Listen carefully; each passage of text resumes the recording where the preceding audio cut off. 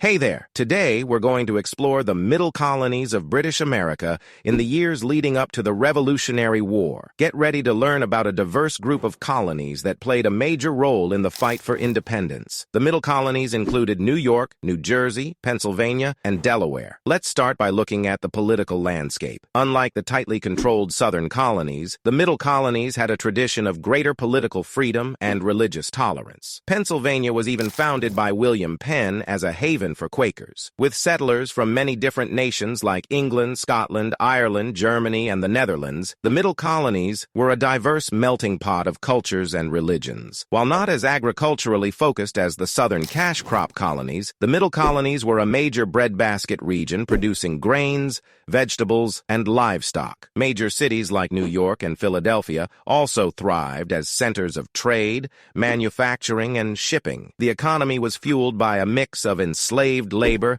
indentured servitude, and paid labor from European immigrants. This diverse workforce created more economic opportunities compared to the South. Society in the Middle Colonies was relatively flat, without the same strict class divisions as the Southern aristocracy. Most were farmers, traders, artisans, and skilled laborers. Cultural life was vibrant, with the region's diversity leading to a mix of customs, arts, foods, and traditions from various European and African influences. Education was also more widely available. That's a quick snapshot of the political freedom, economic opportunities, diverse society, and cultural richness that defined life in the Middle Colonies before the Revolutionary War era. Let me know what you found most interesting in the comments below, and don't forget to like, subscribe for more great videos from History Unboxed.